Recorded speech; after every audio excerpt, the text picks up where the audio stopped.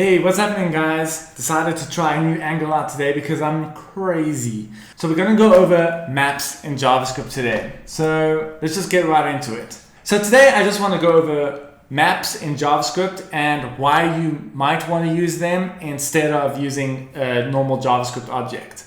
Let's get right into it. I want to make this a super quick video.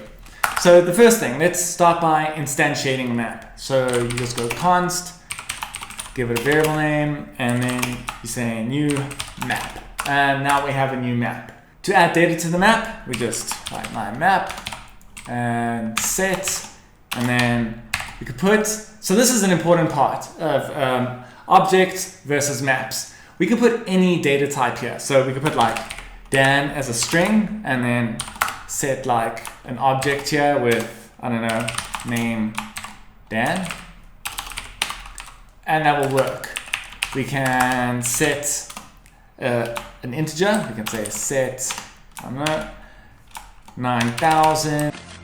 It's over 9,000! And the value could be Goku. We could set an object. We could say, let's make a new object, const, let's say planet. We could say name is Earth. And population, hella lots. I don't actually know what the population is. I think it's like 8 billion, 7 billion, 8 billion, I don't know. But that's not the point. Oops. The point is to show you that you can use this object as a key. So we go my map.set planet, and then, I don't know, these are all arbitrary, so I don't know. Let's say value. We can also use a function as a key. So let's do that. Let's say, let's make a new function. We'll call it hello world because we're original. And this will log hello world. And we can then set hello world as the thing. And we can, I don't know, let's just say function. We can set hello world as the key and then the string function as the value. But already we can see we can't do any of this using a normal object in JavaScript. Any key that you attach to a normal object will be converted to a string. So even if you go like const my object and then you say 1, and if we log that, we can see that the integer gets cast to a string. But if we get the key, let's see here. Well, let's actually focus on getting keys now. We know how to set them. So you can set using integer, string, object, function, anything, any data type that's available in JavaScript, you can set it in a map. So I'm just going to go here. Let's look at how we get data. So I'm just going to get each of these. We can go my map.get Dan, and we just log that to console log. And then we'll get our object back. The same thing, let me just copy this. The same thing with the integer, 9,000. We get back Goku. Here we can go get planet, and that'll return the value. And here, if we go my map.get hello world, and we log that, we'll get function.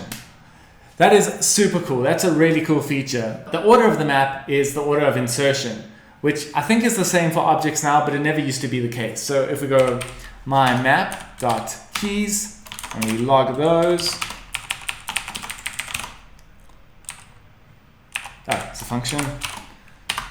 We'll see that we have Dan, the string Dan, the number 9,000, the function hello world, and then the object. The object thing is really cool. You could, the reason the object thing is really cool is because you could have data set. Let's say we had two users. So we'll say const user 1, and name is Goku, and const user 2, and the name is Gohan.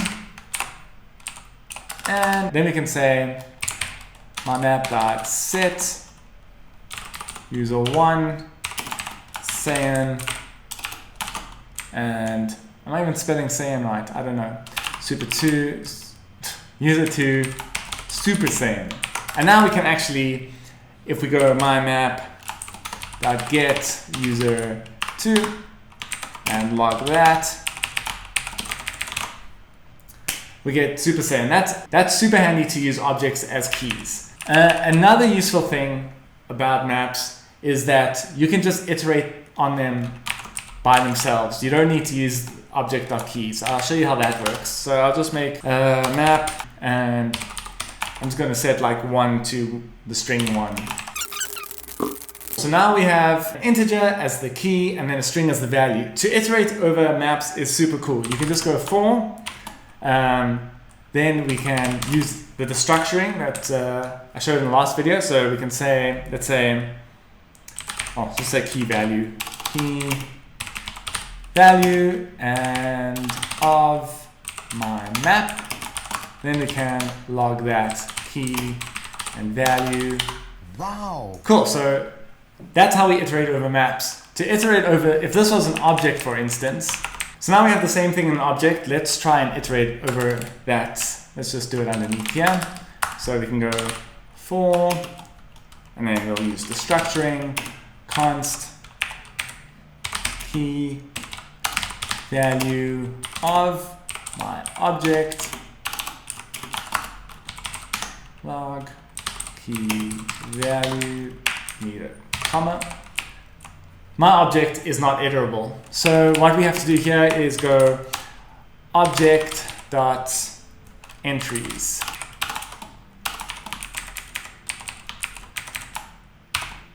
And that works. So iteration is not a part of an object, whereas it is part of the map. Another cool thing is we can easily get the size of the object, so of the map. So we can go console.log mymap.size, and it will tell us how many entries we have in the map, in this case 5. Here, if we want to do the same thing with an object, we have to go object.keys, and then we get the keys of the object, and then we have to go .length. So it's clear there which one is better. The last thing I want to show is how to clone a map. So we can easily clone a map by going const mymap2, and then we'll go new map, and then we'll pass through our old map. And then if we add a value to mymap2, it won't be added to the original map. So if we go mymap2.set 6 as 6, we can log 2.keys. Cool, we see that 6 is a key here, but if we log my map original.keys, we don't have that key. Another cool thing is if we set, so because they're separate objects, we can also reset the value of 1, so we can now be crazy and set the key 1 to 6. Yo, that's crazy. And then if we log my map2.get 1, it'll give us 6. But if we log my map get 1, we get 1 because they're separate objects. That was crazy. Yeah, so that's pretty much it. The main thing is that a map works quite differently to an object in that it's kind of purpose-built. So it has the set functions, it's iterable, it has size, whereas an object, it's kind of like a workaround to get all that stuff working. And the main thing is those keys. To be able to use keys that aren't strings is super cool. Cheers, hope you enjoyed it. Bye. I really hope you enjoyed the video. I've got sets coming up next.